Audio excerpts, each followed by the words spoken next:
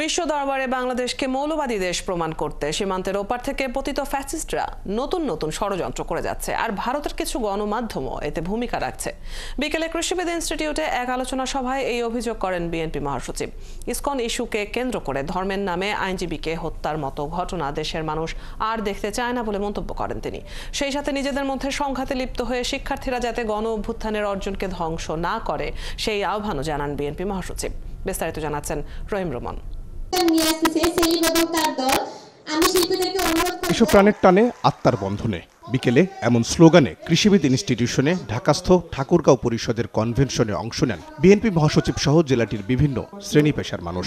জেলার কৃতি সন্তান বিএনপি মহাসচিবকে সামনে পেয়ে নানা দাবিও তুলে ধরেন তারা। আপনারা অনেক মেধাবী, আপনারা অনেক সাহসী, আপনারা আপনাদের চোখ দিয়ে একটা নতুন সুন্দর আধুনিক শিক্ষিত ঠাকুরগাঁকে দেখুন।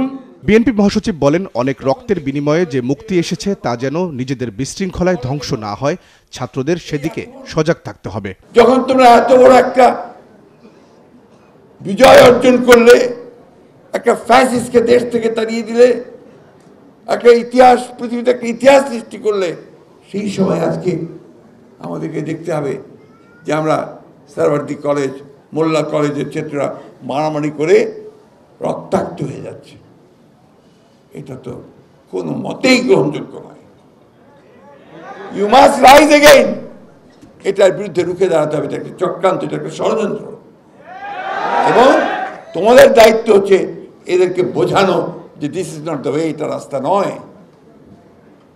আমি আবারও খুব ভীত হই যখন দেখি ইসকনের নামে, ধর্মের নামে একজন আইনজীবী নিহত হয়ে পড়ে থাকে, রক্তাক্ত। তিনি বলেন, বিশ্ব দরবারে বাংলাদেশকে মৌলবাদী রাষ্ট্র প্রমাণ করতে সীমান্তের ওপার থেকে পতিত ফ্যাসিস্টের লোকজন নতুন নতুন ষড়যন্ত্র করছে, আর তাতে ভূমিকা রাখছে ভারতীয় গণমাধ্যম। সীমান্তের ওপারে বসে আছে, ওখান থেকে নতুন নতুন চক্রান্ত ষড়যন্ত্র করা হচ্ছে।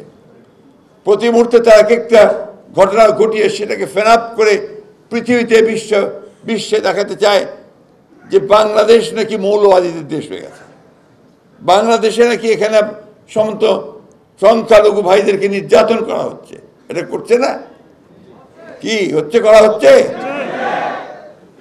ভারতের পত্রপত্রিকাগুলো থেকে আমাদের সোশ্যাল মিডিয়াতে এমনভাবে রাখা হচ্ছে যেন বাংলাদেশে এখন এই ধরনের সমস্ত নিকৃষ্ট ঘটনা ঘটছে।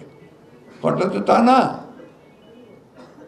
তাহলে কারা এটা করছে, কেন করছে? আমি কথা এই জন্য বলছি যে এই আনন্দে আমাদের থাকার কোনো অবকাশ নাই যে আমরা জিতে গেছি, সব হয়ে গেছে। আমাদের মাথার উপরে সে খড়গ এখন আছে, এবং চতুর্দিকে কিন্তু তারা চেষ্টা করছে আবার অন্ধকারে নিয়ে যাওয়ার। এই জন্য খুব সজাগ থাকতে হবে, সতর্ক থাকতে হবে। কোনো রকম হঠকারিতা, কোনো রকম বিশৃঙ্খলা যেন কেউ করতে না পারে, সৃষ্টি না করতে পারে, সেটাকে রুখে দিতে হবে। বিএনপি মহাসচিব বলেন, বিভিন্ন কলেজে ছাত্রদের মধ্যে মারামারি ও ইসকন ইস্যুতে ধর্মের নামে মানুষ হত্যার ষড়যন্ত্র করছে পতিত ফ্যাসিস্টের লোকজন। তাহলে কারা এটা করছে, কেন করছে? আমি কথা এই জন্য বলছি যে এই আনন্দে আমাদের থাকার কোনো অবকাশ নাই যে আমরা জিতে গেছি, সব হয়ে গেছে। রহিম রুমন, ৭১, ঢাকা।